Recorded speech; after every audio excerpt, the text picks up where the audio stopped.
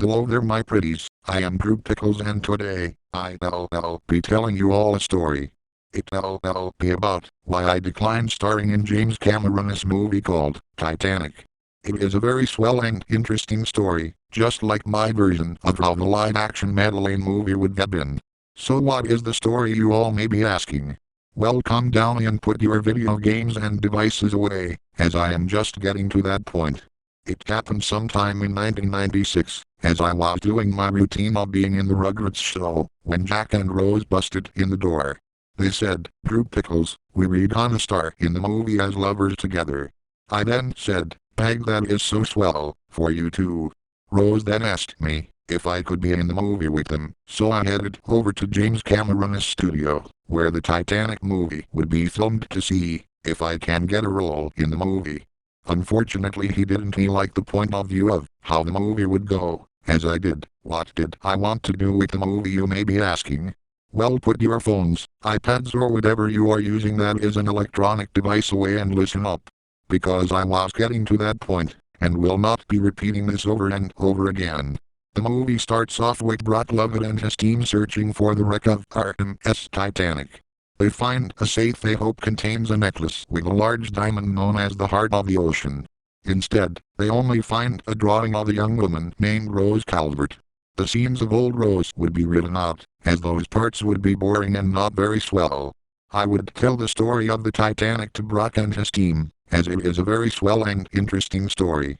The scene would have me boarding the Titanic with Ruth and Rose DeWitt Bukater, along with Cal Hockley. Now Cal Hockley is just as bad as my gay counterpart from the Barney Bunch, and I wish I would be Rose's fiancé, as I am a way better and mature man than Cal Hockley is, and you'll soon see why. After we boarded the Titanic, Jack and his friends, Fabrizio and Tommy, would also board the Titanic just before it set sail. From what we did know before, is that the Titanic was an unsinkable ship, and I wished that me, Stu, Diddy and the rest of the characters from Rugrats would board the ship to explore it. The scene where Rose was in first class with Ruth, Cal and Molly would have been changed to me and Rose talking shit about Cal Hockley when Ruth, Cal and Molly weren't around us. Rose and I would crack up jokes, saying that Cal Hockley should marry one of my gay counterpart's butt buddies. The scene would have been a few minutes in, when Rose and I decided to watch TV. Now this is kinda confuse you guys, seeing that TV didn't exist in Titanic, as the film is set to 1912. But in my version of the movie, it would exist no matter what, so don't send me about it. The next scene, where Rose was kinda jumped off from the Titanic when Jack stopped her, would have been the same, with her helping her back up. When Jack was about to get arrested for trying to hurt Rose, it would have been altered to me asking Rose and Jack about what happened. Rose said that Jack saved her, so I paid Jack $1,000 for saving her, then I would invite him to first-class dinner. When we get to the next scene, where Jack and Rose talk on deck, everything went all as normal. As I was with them in the scene, I was keeping an eye out for Cal Hockley, as he is the villain in Titanic. When Rose saw Jack's drawings, she said that he was very talented and they are very swell. I even got to see them and said, "My Jack Dawson, they be so swell, you could be selling them for millions of dollars." Jack said that it would be very swell if he drew me, as I am the most swellest man in the universe. When Jack shows Rose how to spit like the man, we wouldn't see Ruth, Molly and the Countess of the Rods passing by us. We would instead see Boris Anderson, the Shadow Reader and Joseph walking past us. Boris would say that the Shadow Reader and Joseph had told us what Jack did, and he is a hero for saving Rose Dawson. The next scene was dinner at first class and I was sitting next to Cal Hockley and Rose, as I didn't want Cal to do something that would make me angry. Dinner went well with us talking about random topics, even making fun of my gay counterpart from the Barney Bunch and his butt buddies. Instead of most of the rich people dining with us from first class, most of them would be members from the Lioness Bunch. Here's who was with me: Rose, Ruth, Cal, Molly and Jack at the table we were dining in with us. There was Boris Anderson, the Shadow Reader, Joseph, Flegel with the rest of the Banana Splits, Scooby and Mystery Inc., the Teen Titans, Jenny, Lindsay and all of our favorite YouTubers.